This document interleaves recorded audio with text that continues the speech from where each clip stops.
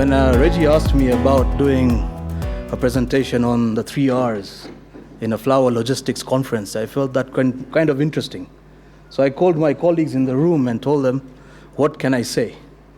They said, Parit, make it brief, because this thing you can talk for 3 days. So it'll be brief. But the highlights are simple. Why are we talking about 3Rs? I'll just, on the screen is a bit of introduction for myself. I'm with Silpack. We've been at Silpack for 15 years. Silpack's 36 years old. So it's good to know that we're close to Stat Media, not that far from you guys. Personally, I've been involved with the development of a lot of the projects that happen at Silpack, especially in the fresh produce field.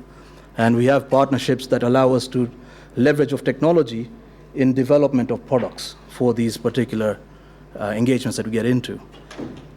Our key focus areas has always been on reduction of waste. So when we talk of the 3Rs, it's a natural fit. Or rather, what I've been doing has been 3Rs, only not classified as 3Rs.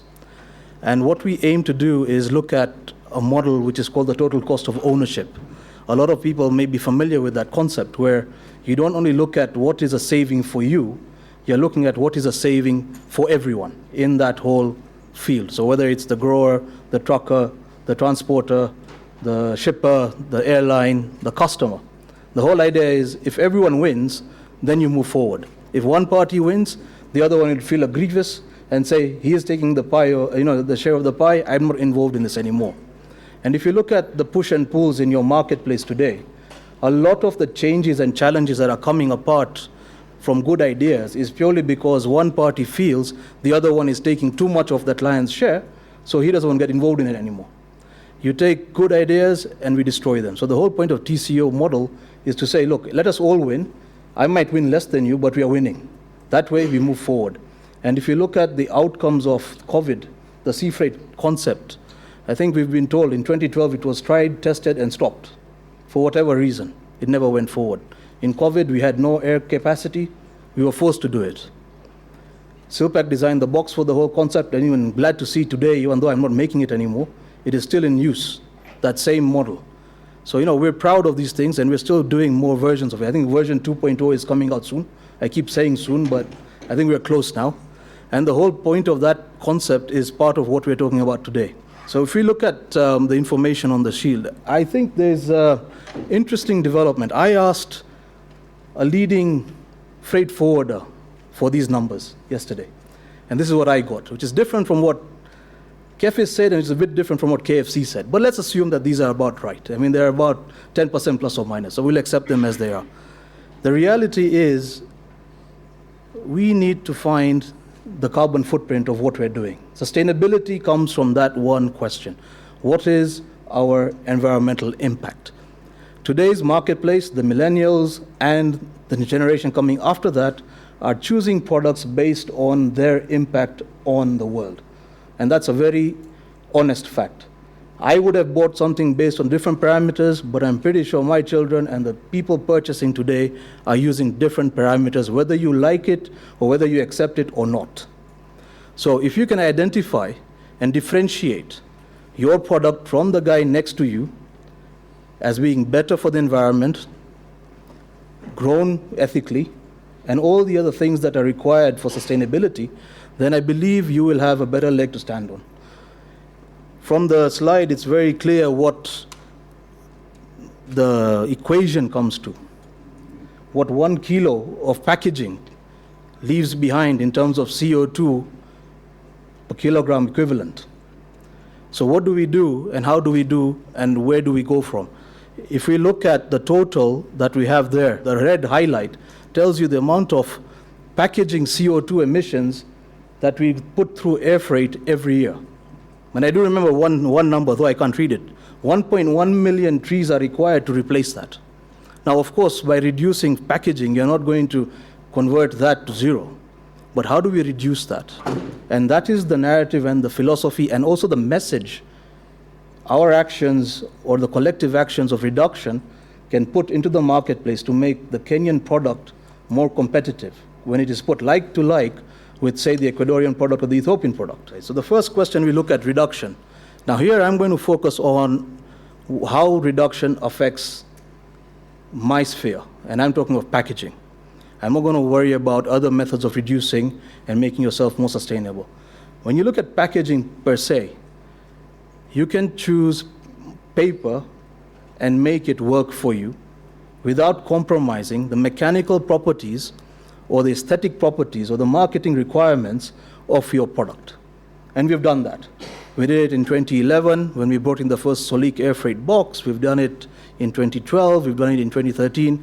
The last product we did was in 2021 when we converted the sea freight box into an air freight option. And we saved the growers that is using it close to 300 grams per box. There are obviously going to be implications in value. You're paying less for the product, you're paying less on air freight, you're getting more gross to net, and so forth. But if you look at the salient message, that is a message which is kept in the financial boardroom. Look at the salient message. You're telling your consumer that the amount of carbon miles it takes for you to take your product from Nairobi to wherever it is in the supermarket, and I think some countries ask you to print how many carbon miles a particular product has flown. You're going to have a reduction in that number. And you may be more competitive than our neighbors in Ethiopia and our competitors in the South American region. The information on the table is very clear. We did an experiment. We converted one particular product using 290 GSM down to 255 GSM in paper terms, and the result is very evident. We saved 26 pallets. Now, the guys who are talking about the number of pallets that were saved in their logistic situation will also mean that you are adding 26 pallets of other products on that same freight chain to produce 28 tons of product. And I'm just talking about my product. I'm not talking about the flowers of 28 tons. This is just box values. The idea is that reduction can come through product development. And it does not require a scientist sitting on the other side of the world for that to happen. We do it in Nairobi. We've done it for the last 12 years. We've shown it for the last 10 years, and we're doing it today. At this moment in time, we are doing 4 projects, and we are working on the same philosophy. So it is not only, it's just about choosing the right paper when you're talking about boxes. The next big part of this concept is design. You can have the right paper, but the wrong design, and you've got problems. Or you could have the right design, but the wrong paper, and you still have problems. I know people complain to me about the current sea freight box misbehaving. And I've got other people who tell me it works perfectly fine. But they buy from 2 different sources, 2 different paper requirements, and you have 2 different problems. So get the right paper choice, you're going to have the right design. From a design perspective, we've learned through the years what it is that we can do to make our designs more sustainable. By making them more sustainable, I mean we use less material to produce the same cargo movement package.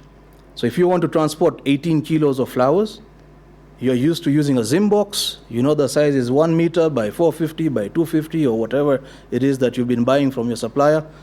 That has not changed for many years, probably 20, 30 years. And as Jeroen has testified, standard boxes, we've got about 40 types. I remember, and I still say that, I have 42 dies for flower boxes.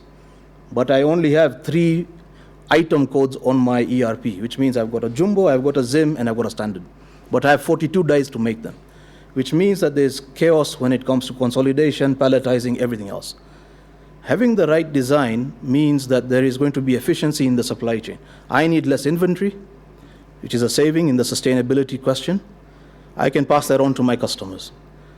If it is going to be using less material, so this particular diagram there, which is it's more like a package for motor parts, but similar concept has been applied to flower boxes and for vegetable boxes, where you've got octagonal corners instead of a square corner that you're used to. You're saving about, I think it's 13% of paper. That 13% equates to a lot of carbon footprint savings, a lot of money savings. And all it did was change the outlook, make it fresher. All it does is make it stronger, if not keep it the same level. And ultimately, what you're doing is you're showing to your marketplace that you are innovating and making your products sustainable. There is no further magic in this. It is just about trying to evolve and making sure that you're not going to be outpaced by the millennial who has a choice now to buy your product or buy your competitors. And one of the choices they're going to be basing their decisions on, how much of an impact will my purchase make on the environment? The next part of the conversation is reuse. How do we reuse boxes? Now that's a challenge. It's very difficult to reuse boxes, I will not lie. And that's probably one of the reasons why I was in business for a long time. But there are alternatives out there. There's plastic. People don't like to use the P word, but let's be honest, you can use recovered plastic, which is already once in the environment. You're taking it back in. You can make a plastic flower crate from it. It is done. It is used. You need to find collaborative partners in Europe who can retrieve the plastic on removal, put it back into a crate or into a container rather, bring it back to Kenya. And we worked out you can take a life cycle of plastic and you can probably get about 7 to 10 uses from it. If you were able to maximize the returns of 10 uses, the cost of that plastic will become close to 45 to 50% of the box equivalent through that 10 cycles, right? Now, this is theoretical. No one has done it because everyone fears that they will send 100 crates out and they'll receive back 40. Here, we're talking about an attrition rate of about 7%. So we expect breakages and the rest of it's theft at the airports and whatnot, but 93% comes back. The other alternative is you use that plastic and you look at it that you got it as a recovered plastic, you paid the conversion in Kenya, you took it to Europe, you sold it there because there's a demand for recovered plastics, right? And the value chain changes. But your narrative on your packaging moves from I'm using virgin, unsustainable products to I'm using recovered plastics, I'm saving the world, and I'm creating employment because recovery requires employment, processing requires employment, and so does the disposal at the end. So recovered plastics work.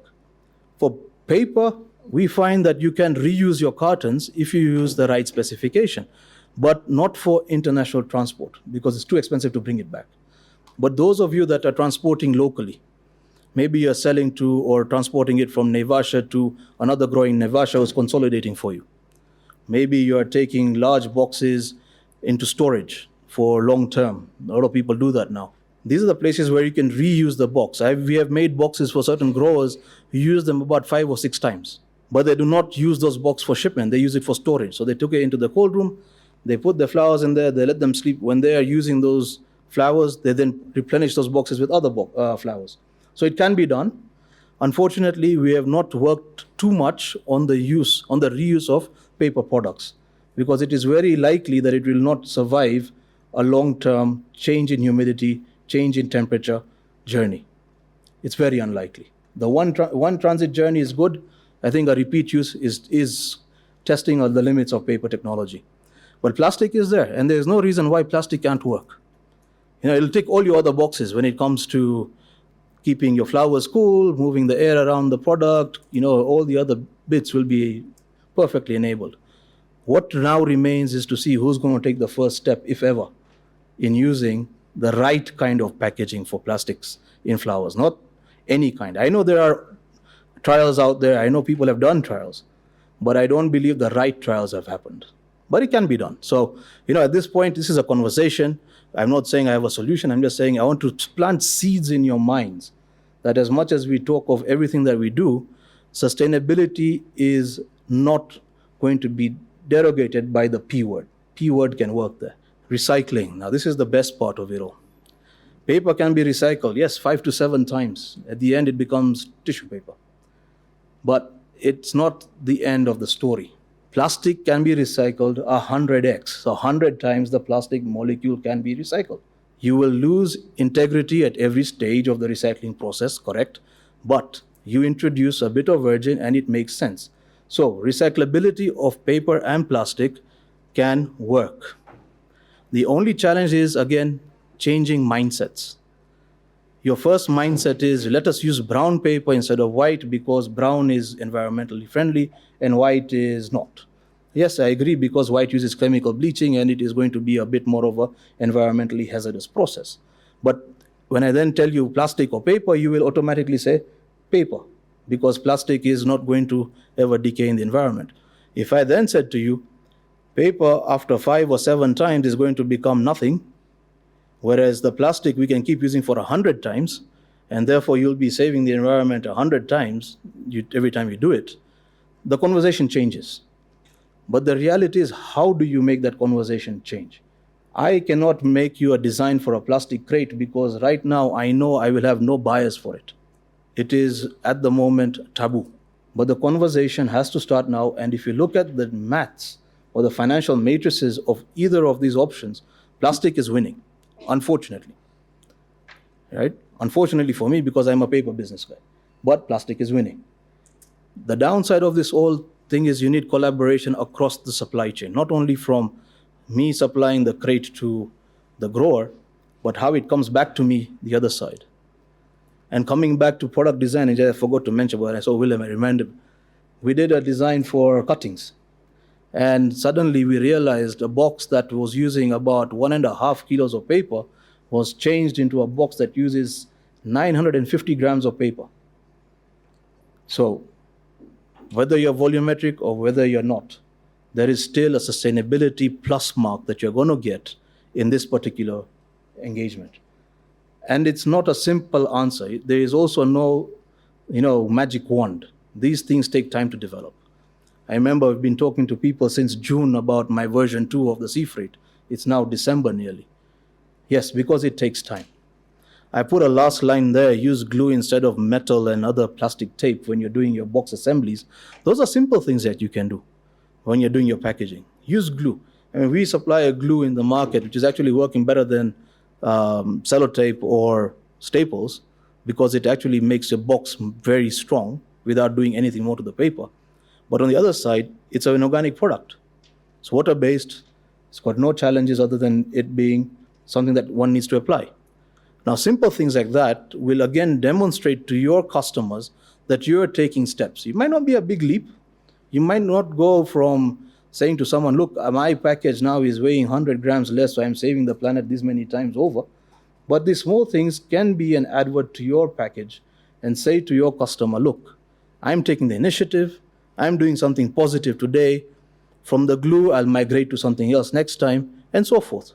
So the idea here is, and I think what I told Reggie is, it's a conversation. In this room, we are blessed to have so many different types of stakeholders. To some, this might be a headache. Do I want to change my whole system to receive plastics? Do I want to change the whole system, which is used to opening stapling pins, to worry about glue, which doesn't open as fast? Those are small things, in my opinion. They can be overcome. What we need to do is engage with each other, or some of you can engage with me later, and ask how it is that we take what you have in your current supply chain and how do we change that for the better. Reduce the amount of packaging you're using. As Jeroen mentioned earlier, part of the sea freight project aside, I would say, byproducts was no need for SFK anymore. Jeroen, are people still using SFK for sea freight? Some? Challenging question. We have identified 15 different shortcuts, and there's probably another 15 around to handle well-designed, well-prepared boxes. Therefore, they collapse, and therefore we are in need of SFK. Okay. It's how many growers here are you doing sea freight? By a show of hands. No growers doing sea freight here. One. Elizabeth. Do you put SFK? No. Okay, so one win. Okay. Yeah. So the journey is there. What about people using air freight, growers on air freight, but no SFK? Anyone? Some varieties? Yeah? Some varieties, no SFK? Okay, sorry. So no growers here. So already in this room, I'm assuming we have at least a handful of growers, say 10, 20 growers. You already have 20 possibilities to make your products more sustainable without doing anything. Talk to flowers. They'll tell you how to pack without using SFK. Talk to your clearing agents and tell them, or rather your unpackers, I'm sending goods without SFK. Make sure you don't rip them apart when you arrive. Don't turn the box upside down and cut the strap and do what you're used to. Change your mindset. These things can add value to your product. It does not require a lot of change. These are small things, but these small things add up, right? The other thing I may ask, the audience here, if you are using boxes, how many of you would you consider using a plastic crate? Yeah, 2, 3, 4. Well, okay, 4. So how many would not, absolutely not, want to use a plastic crate? So no one is against the idea, but 4 would look at the idea, which is not bad. Which is not bad. What if I told you it'll save you money? Huh? I see 2 hands in places, huh? Look, I understand. It's a financial decision at the end of the day. And this is what I was saying. A lot of our questions that we ask and answer are based on the financial matrices. We'll ask ourselves, okay, how much does it add to our bottom line? How much will my budget change and so forth? Which is a valid question. We live in times that require us to do that. But I put it the other way around. Assuming that you can do as much as you can and you've made your process as efficient as possible and that's the best, how else are you going to sell your product better? How else are you going to tap into that market that's going to pay an extra 10 cents for your flour because they feel warm towards your company? Yeah, you all have your fair trades and you have your rainforests and you have your KFC standards and everything else. But how much of that message translates to the buyer when they're looking at simple matrices like CO2 footprints? These are the kind of questions you need to ask. Because I can promise you, I was with a group in the UK once, and I was explaining to them, look, all these vegetables that have flown in from Kenya, look, they're so nice and what have you. Why are you buying this thing that has flown in from West Indies? And they're like, look, it says on the package, lower carbon miles than what you brought in here. They didn't want to know about fair trade. They didn't want to know it. Now, I'm not saying that fair trade is bad. Don't get me wrong, whoever is from fair trade here. All I'm saying is some of these short-term decision-making systems in our heads rely on data which has to be in your face. And this is what I think Reggie is trying to get out. If you can look at the 3 R's in your processes, make those changes and have those highlighted on your products, there's a very good chance that you will be the person selling that compared to me who's doing nothing about it, even though I might have all the certifications and you have one. So it's not only about certifications. Employ the certifications and use them. If you look at the KFC standard, I think we spoke to the old team from KFC on the silver standard. It's a fantastic standard. Talks about recyclables and reusabilities and everything in there. How many are employing the spirit of that standard as opposed to ticking a box for your audit? Don't raise your hands. I know who is doing it because I know when someone sends me an email at 4 o'clock, send me your FSC certification, it's more of a box being ticked as opposed to a spirit of the situation. So I know them. But don't worry. The point is, if you take a step back once in a while and just read that standard that you're adopting, you will find that you don't have to do anything. All it does, it tells you, it guides you already. Do these things and in the spirit of the standard, not only in the words. The other things that you can look at, and it's available online. I mean, I put 2 references on my slides. I use WebCargo. I'm sure there are other websites that can tell you what your CO2 impact of your products and your transports and all are. The digital guys, they will have more information as well. Billerud website, our partners, they do a lot of lightweighting in packaging. I mean, one of their core principles is how to reduce the amount of packaging that goes into a particular product. And we employ the same mantra. There is information out there.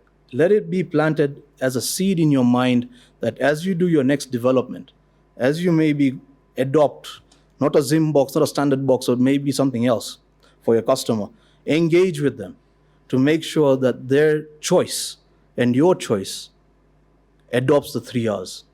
Because ultimately what you want to avoid is spending all that time, effort, and energy and money, because you will be charged for the printing plates and the dyes and the rest of it from people like me. You change, you pay, that's sunk cost. Right?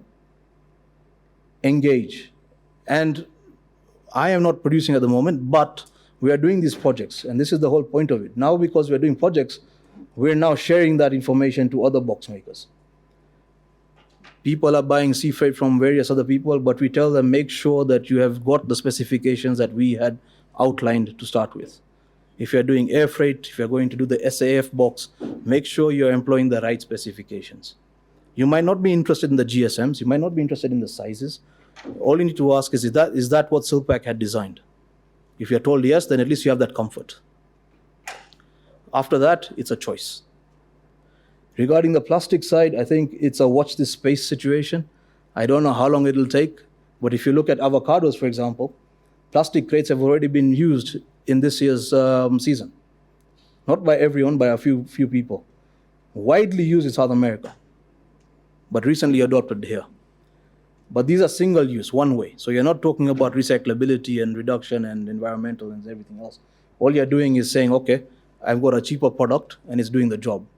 All you now need to do is think of the wider picture and say, okay, convert that cheaper product into a circular product. This is the opportunity.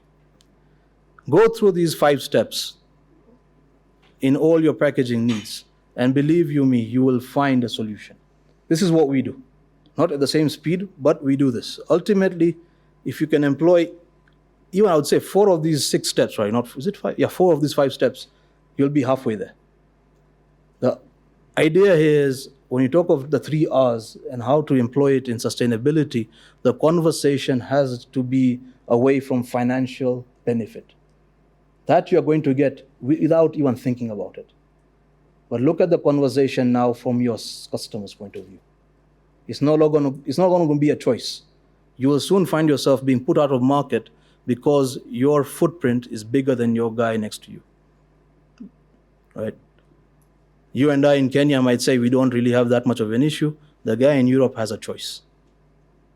Right? This is our marketplace. You want to go to Miami, it is the very difficult marketplace because the Ecuadorians already have, by default, a shorter journey to you. So how are you going to differentiate your carbon footprint to theirs? They're already claiming to have a better flour. I believe it is wrong, but they are claiming and probably are succeeding because they're getting a better price. So, these are all the kind of challenges that we want to overcome. Now, Astral will have a direct flight hoping to put your flowers on it. If you are not ready by 2025 when he's ready, without a sustainable product which is going to match the guy coming out of Ecuador, what are we going to do? Ship 3-4 times and then call it a day? Yeah. So, we have time. We can develop this journey together. Employ the resources available to you. KFC is very good. Flower Watch is very good. I mean, the guys here, I'm sure the guys at Inspira have solutions because it's not about measuring packaging only. It's about measuring your whole process. How do you behave from the first part of your journey to the customer's pocket? Yep. Not much of a conversation. I've just been talking, so I need questions now. Willem. How impacting is dye on a box? Sorry? What is the CO2 of putting dye on a box? Dye? Yeah. You mean printing? Yeah, printing. Okay. Never measured, but if you take the same kind of web cargo equivalents, the matrices, I'm sure you can work it out. On a box, you'll probably have about 20 grams of ink, 15 to 20 grams, depending on the printing area, right? So, and again, depending on the box size. So if you take, say, a standard flower box with one color print, you're looking at about 6 to 8 grams of ink consumed, right? Some of it will evaporate because it's water-based. But consumed, you talk about 6 grams. Now, when you're doing 50,000 boxes, then, the numbers add up. So, of course, if you went down on your printing, your product becomes more sustainable. Yeah, because linking to the panel discussion is technology. When we go to most restaurants here in Nairobi, you take your phone out, check for the menu on the QR code. Yeah? What I never understood is why we paint all these boxes. They go to the Netherlands and they're thrown. I have never understood that either, but it's a business decision. I know people who still use a white box with 3-color printing to send it to Netherlands, where it is thrown away before anyone sees it.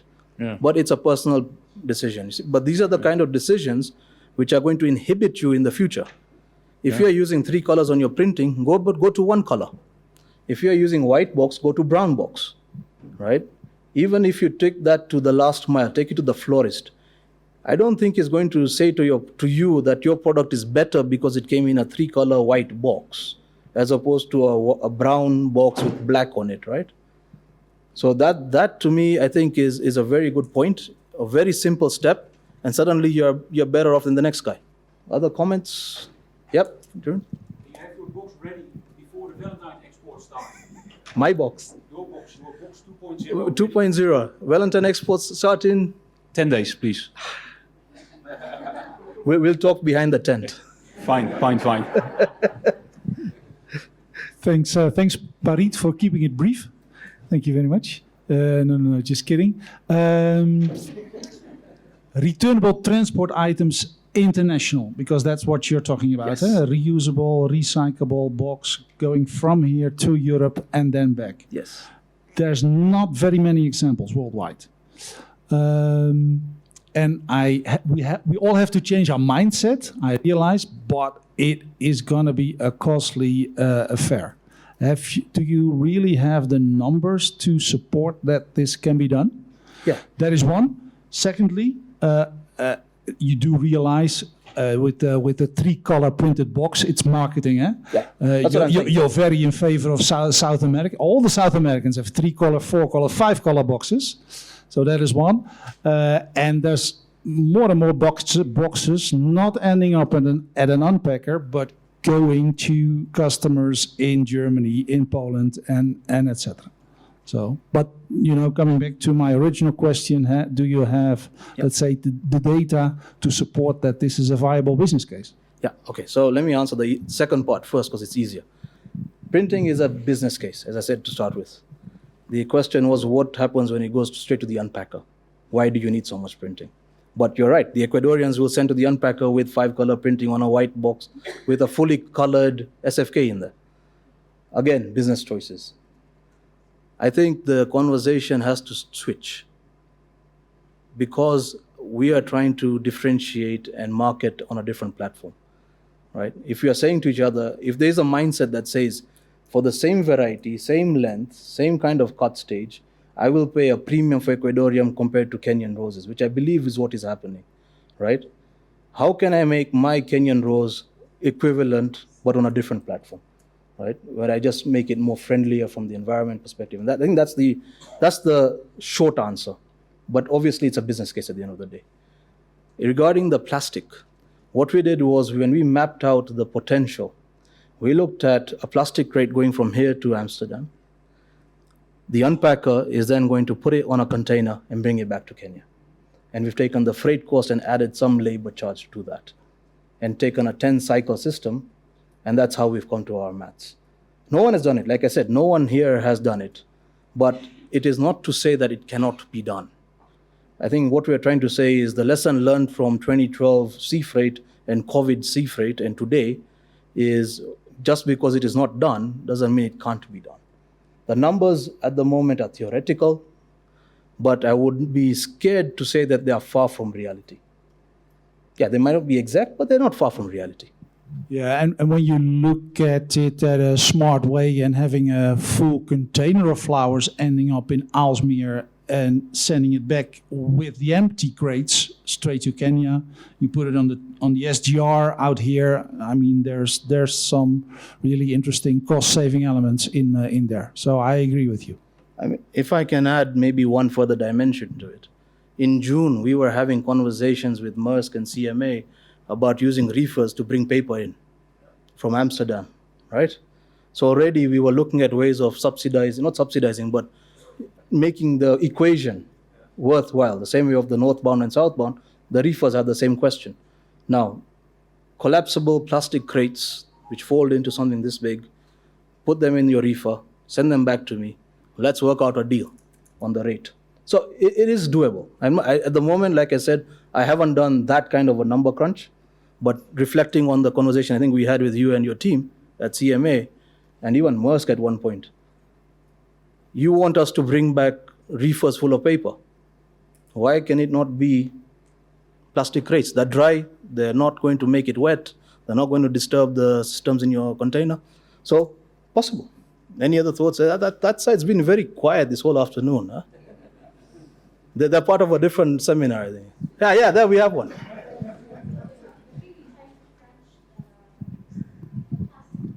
There we have a buyer. Go ahead. We're trying to crunch out the plastic problem. We are big supporters of it, but I think it's a lot more complex because you've got consolidators. In your scenario, who owns the boxes? No, this is the point. This is where we are coming to. So first is the concept, whereby we're saying, as a concept, is it doable?